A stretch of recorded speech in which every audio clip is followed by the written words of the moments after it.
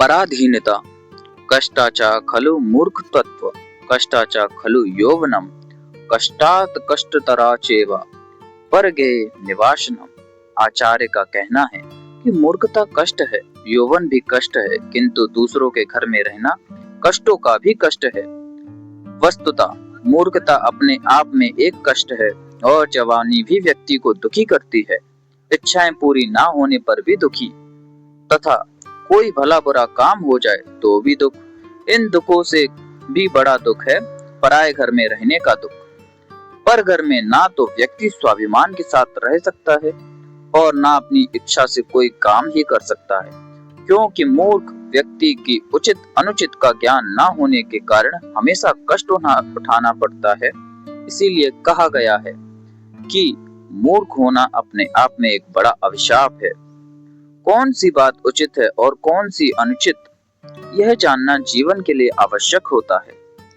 इसी भांति जवानी बुराइयों की जड़ है।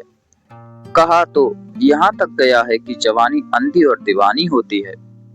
जवानी में व्यक्ति काम के आवेग में विवेक खो बैठता है और अपनी शक्ति पर गुमान हो जाता है। उसमें इतना अहम भर जाता है कि वह अपने सामने किसी दूसरे व्यक्ति को कुछ समझता ही नहीं। जवानी मनुष्य को विवेकहीन नहीं, निर्लज्ज भी बना देती है, जिसके कारण व्यक्ति को अनेक कष्ट उठाने पड़ते हैं। ऐसे में व्यक्ति को यदि दूसरे के घर में रहना पड़े तो उसे दूसरे की कृपा पर उसके घर की व्यवस्था का अनुसरण करते हुए रहना पड़ेगा। इस तरह वह अपनी स्वतंत्रता गवा देगा। तभी तो कहा गया, पराधीन सपने सुख नाही। इसलिए इन पर विचार करना चाहिए। साधु पुरुष शैले शैले न माणिक्य मुक्तिक्त न गजे गजे साधवो ना ही सर्वत्र चंतन ना वने वने।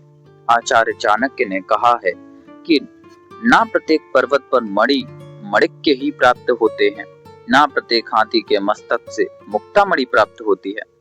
संसार में मनुष्यों की कमी ना होने पर भी साधु पुरुष सब जगह नहीं मिलते। इसी प्रकार सभी वनों में चंदन के वृक्ष उपलब्ध नहीं होते। यहाँ अभिप्राय यह है कि अनेक पर्वतों पर मणिमाणिक्य मिलते हैं, परंतु सभी पर्वतों पर नहीं। ऐसा विश्वास किया जाता है कि कुछ हाथी ऐसे होते हैं जिनके मस्तक में मणि विद्यमान रहती है, परंतु ऐसा सभी हाथियों में नहीं होता। इसी प्रकार इस पृथ्वी पर पर्वतों और जंगलों अथवा वनों में की कमी नहीं है, परंतु सभी वनों में चंदन नहीं मिलता। इसी प्रकार सभी जगह साधु व्यक्ति नहीं दिखाई देते। साधु शब्द से आचार्य चाणक्य का अभिप्राय यहाँ सज्जन व्यक्ति से है, अर्थात ऐसा व्यक्ति जो दूसरों के बिगड़े हुए काम को बनाता हो, जो अपने मन को निवृत्ति की ओर ले जाता हो और निस्वार्थ भाव से समाज कल्याण की इच्छा रखता हो। साधु का अर्थ यहाँ केवल भगवे कपड़े पहनने वाले दिखावटी सन्यासी व्यक्ति से नहीं है। यहाँ इसका भाव आदर्श समाज सेवी व्यक्ति से है, परंतु ऐसे आदर्श व्यक्ति सब जगह कहाँ मिलते हैं। वे तो दुर्लभ ही हैं। जहाँ भी मिले उनका यथावत आदर सम्मान ही करना चाहिए। ओ